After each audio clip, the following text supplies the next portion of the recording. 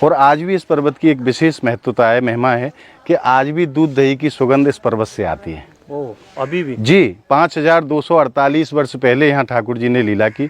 और अब हम ठीक वह स्थान पे पहुँच चुके हैं जहाँ लाला ने गोपीन की मटकी को फोड़ो। ये वही स्थान है महाराज। और आज भी आप यहाँ हाथ रगड़ के नहीं अगर सूंघोगे तो आपको वो दूध दही की खुशबू आज भी प्राप्त होगी। ये हमारे ठाकुर जी को हाथ आज भी यहाँ हस्त चिन्ह विराजमान है। आप लगा के देखो हाथ पूरा। हाँ, बिल्कुल हाथ का पूरा एक शेप है। तो ये श्रीधाम बरसाने को बड़ो ही प्राचीन स्थान है और सांकरी खोरिया स्थान को कहो जाए। सांकरी क्यों कहो जाए? सांकरी को मतलब हो सकरा रास्ता।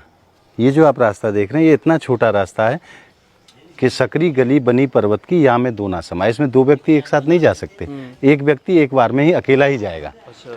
और यहाँ दो स्वरूप हैं पर्वत के। ये जो आप पर्वत देख रहे हैं और ये पर्वत देख रहे हैं, ये दोनों अलग अलग पर्वत हैं।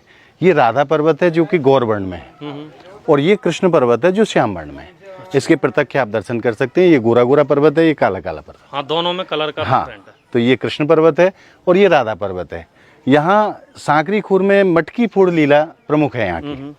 यहाँ भगवान ने गोपियों की मटकी को फोड़ा, क्योंकि ये ऐसा रास्ता था कि यहाँ कई सारे लोग एक साथ नहीं जा सकते। जब गोपियाँ यहाँ से मटकी लेकर के मथुरा के लिए जाती थी दूध दही लेकर के, तो ठाकुर जी अपने ग्वाल वालों के साथ ऊपर विराजमान हो जाते थे। और यहाँ से क्योंकि भागने का कोई रास्ता नहीं है, तो यहाँ उनकी जब टैक्स लिया जाता था, अगर मैं कहूँ आज के समय में तो प्राचीन समय का टोल टैक्स है। अच्छा। जब गोपियाँ यहाँ से जाती थी तो उनसे कर लिया जाता था गोपियों से कि आप मक्खन बेचने दूध दही बेचने जा रही हो तो हमें टैक्स दो। गोपी कहीं लाला एक बात बताओ, ये रास्ता तुम्हारे बाप को जो आप हमसे टैक्स मांगो? तो लाला कहने लगे कि ये हमारे बाप दादा को तो ना है पर हमारो है। आप यहाँ से जाओगी तो हमें मटकी को आपको टैक्स तो देना पड़ेगा। अब जब गोपी उन्हें टैक्स देवे से मना करें और लाला जिद करे तो यहाँ मटकी फोड़ दे उनकी। अच्छा। ये जो स्थान है, और आज भी इस पर्वत की एक विशेष महत्वता है, महिमा है कि आज भी दूध दही की सुगंध इस पर्वत से आती है। ओह, अभी भी? जी, 5248 वर्ष पहले यहाँ ठाकुर जी ने लीला की। और रसिकजन तो कहते हैं, महाराज ब्रजवासी भी कहते हैं कि आज भी लाला नित्य लीला करें। अच्छा। जैसो कि मैंने आपने पूर्व में वर्णन करो, कह तो लाला खोर सांकरी और कह मोहन नंदगाम। दो जगह कन्फर्म है कि लाला आपको मिलेंगे ही मिलेंगे।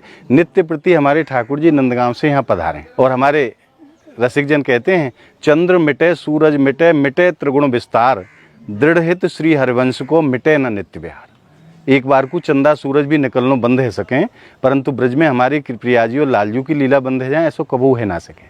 तो यहाँ नित्य लीला होती हैं। तो ये जो स्थान है महाराज बड़ो रमणीक स्थान है और बड़ो प्राचीन स्थान है। अब मैं आपको वह स्थान के दर्शन कराऊँ, आप प्रत्यक्ष वह चीज़ को अनुभव करेंगे।